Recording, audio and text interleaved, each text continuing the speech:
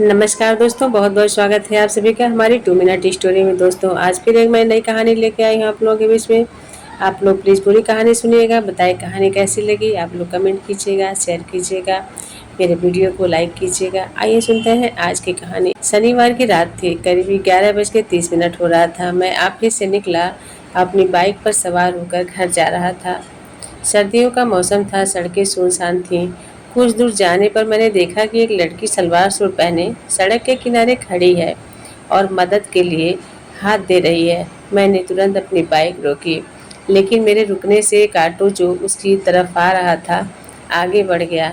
मैंने कहा, जी कहिए, मैं आपकी क्या मदद कर सकता हूँ? लड़की गुस्से से बोली, मैंने ऑटो को हाथ दिया था, आपके रुकने की वजह से वह चला गया।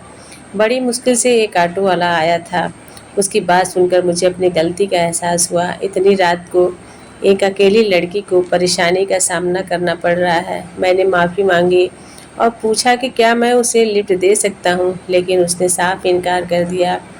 मैंने फिर कहा, रात बहुत हो चुकी है, सड़कें सुनसान हैं, आपको अकेला छोड़ना सही नहीं है, लेकिन वह मानने को तैयार नहीं थी। मैंने मन में सोचा, क्या करूं, यहाँ रुकना बेकार है, लेकिन अगर इसे कुछ हो गया तो मैं खुद को कभी माफ़ नहीं कर पाऊंगा। मैंने उससे कहा, आप ऑटो का इंतज़ार करें, मैं यहीं दूर खड़ा रहूंगा, अगर मदद की ज़रूरत हो तो मुझे बता दीजिए।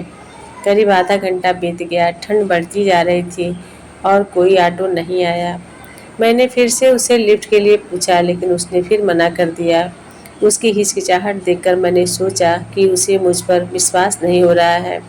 मैंने पर्स से अपना आधार कार्ड और ड्राइविंग लाइसेंस निकालते हुए कहा, देखिए, यह मेरा पहचान पत्र है, इसे आप अपने पास रख सकती हैं। मैं आपको बस आपके घर तक छोड़ दूंगा, मेरे लिए आप मेरी बहन जैसी हैं। मेरे इन शब्दों ने शायद उसे कुछ राहत दी। उसने थोड़ी मुस्कान के साथ कहा, ठीक है, लेकिन मैं सिर्फ वहाँ तक जाऊँगी जहाँ तक मुझे सुरक्षित लगे।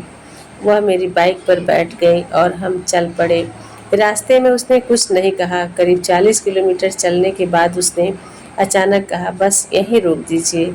वह उतरकर एक गली की ओर दौड़ पड़ी और चंद पलों में मेरी आंखों से ओझल हो गई।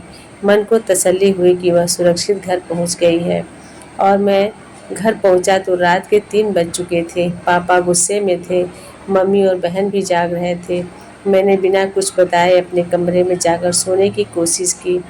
सुबह 11 बजे बहन ने आकर मुझे जगाया, भैया नीचे कोई लड़की आई है, उसके मम्मी पापा भी हैं, क्या आपने कुछ गड़बड़ कर दी? आधे सोते हुए मैं नीचे गया, वहाँ वही लड़की खड़ी थी, इसकी मैंने रात में मदद की थी।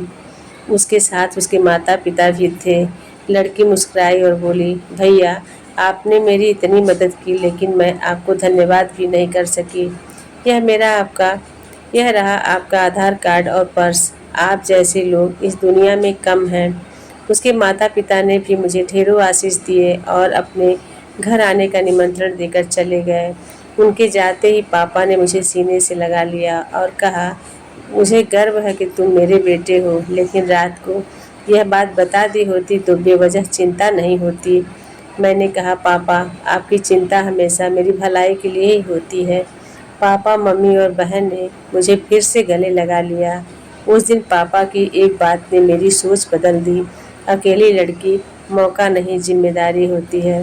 अगर आपको मेरी कहानी अच्छी लगी हो तो आप लोग सच्चे मन से जय महाकाल जरूर बोलिएगा और भगवान आप सबकी सारी इच्छाएं पूरी करें। कहानी कैसी लगी आप लोग कमेंट में ज़रूर बताइएगा और अच्छी लगी तो प्लीज़ शेयर कीजिएगा। आज की कहानी समाप्त होती है, फिर मिलती है अगली कहानी में। तब तक के लिए हमारे सभी भाई बहनों को प्यार भरा नमस्कार।